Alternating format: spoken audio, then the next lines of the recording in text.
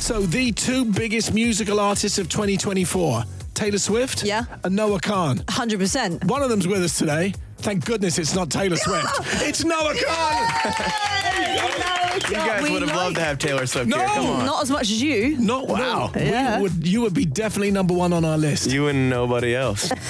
Oh, Noah. Here's the thing. So if a 15-year-old girl is your kind of classic Taylor Swift era's audience, who would be the classic Noah Kahan audience? Like 15 to 19, maybe. Okay. I'm not sure. I think we have like a good array. Like I'll look out into the crowd and I'll see like younger girls, younger guys, and then I'll see like a 48-year-old bald guy singing all the words. I'm like, this is really cool. You're relating to these songs. It's always nice. I love seeing people that you wouldn't expect to be listening to music necessarily to be at the shows. But I think we have a wide range. Noah, talk to us about your musical background, because this is something that you have been doing since what? You wrote your first song at 8? Yeah, so I wrote my first song at 8. It was really, really terrible. And then I wrote for like every day for most of my childhood, just because I wanted to be a singer so bad. And I look back at some of the songs and I'm like, there was like a deep darkness within me. They're so depressing. If you think my music's depressing now, you should have heard when I was a kid. I was like, what was I going through? Like, was it always raining? What does an 8-year-old have to be so upset about? I don't know. I had a pretty nice childhood. We went to the Bahamas. But you didn't put that in your songs, did you? No one wants to hear about you scuba diving. No one likes that. And then Stick Season went viral before you'd even released it. Am I right in saying that? How does that even work? Yeah, so the song was kind of like a workshop I did on TikTok. I just put like a verse and a chorus out and people really connected with them. And the song had a lot of momentum before it came out, which was really nice. And kind of like, it's always nice when you're like, putting yourself out there and a song is going to come out and people already seem to really like it. So it had a lot of momentum on social media and especially videos of me performing it live.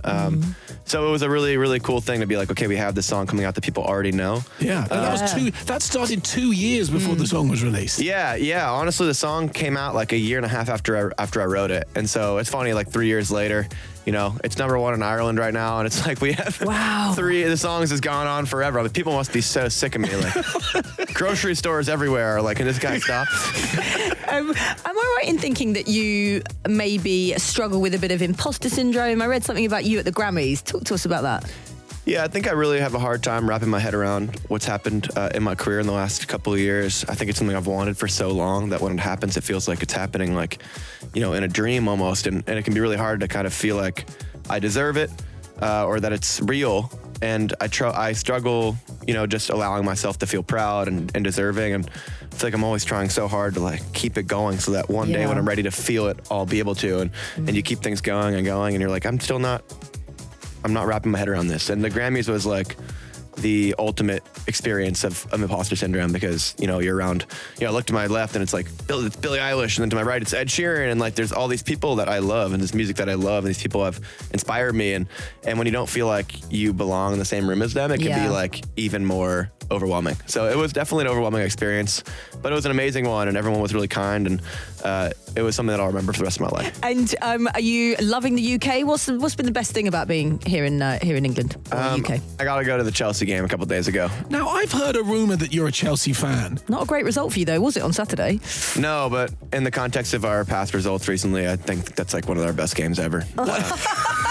How on earth did a boy from Vermont become a Chelsea fan? My neighbors in Vermont had a house that they went to Vermont in the summers, and then they lived next to Frank Lampard in London, and so they would come back to Vermont and talk about Chelsea, and I just fell in love. I haven't missed a game since 2009. I've watched every single game. Is that right? And I'm exhausted. Now, obviously, we know you for your guitar playing. A Guild single Cutaway Starfire. Oh. For guitar fans. Okay. I just read that. Oh, okay. I was going to say, how do you know that? I don't know nothing about guitars. No. We do have, though, a selection of instruments that we keep in the studio with us for times like this.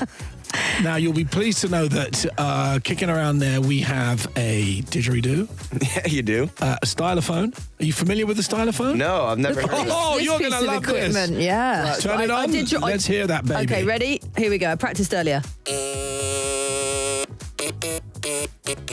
Isn't that beautiful? It's a beautiful thing for the ears, Noah. It's like an annoying notebook. This is unbelievable. We've got a mini keyboard there for you as well, and a slide whistle. Wow. Proper comedy effect. It's actually really hard, that slide whistle. So what we thought we would do is... I've cleaned them all. Okay, I was going to say. Don't worry, I've cleaned them all. Is there any way that we could get maybe some kind of, if you would play along to our song this morning, would you do that for us? Yeah. So we want the kind of vocal parts, choose whatever you like. Pull it out the bottom. And we'll see see if this could be Okay. possibly the next single. Should we try something? How about this? Let's give it a go. I'm going to go with the stylophone. You're familiar with this song, right? Here we go.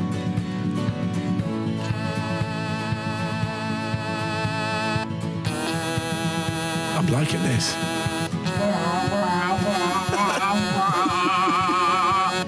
Don't ruin it. Oh, sorry.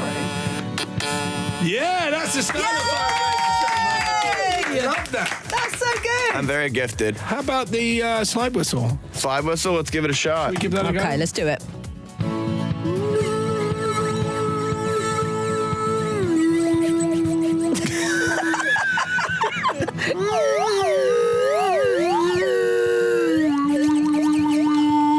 Okay, I'm going to stick my neck out and say that's not going to make it. That's not going to make the record? That's not going to make I it think onto the the record. stylophone was the one. Give it a Stylophone chance. is working. Yeah. And the didgeridoo we're struggling with. I Yeah. can't. No, what's next for you, quickly? Next we go and we play in Germany and then Amsterdam and then I go home for a few days and then I'm back onto some festivals and stuff. So we're going. Busy times. You posted a photograph of yourself and Lewis Capaldi in the studio together. Please give us the inside goss. What is going on? Tell us it's a collaboration. Oh, well, Lewis and I and my producer Gabe Simon were working on writing a song together, and we wrote a song that I think is really cool. And I had a great day hanging with Lewis. So funny, such a really nice guy with a great perspective on music. Helped me with a lot of questions I had about my own career. And yeah, I don't know what's going to come of it, but it was a really fun day, and I really look up to Lewis. So there is a tune there, but you don't know what's happening with it yet. I don't know what's happening with it yet. It's really cool though, and hopefully someday it sees the light of day. Is it going to be a Lewis Capaldi song or is it going to be a Noah Kahan song?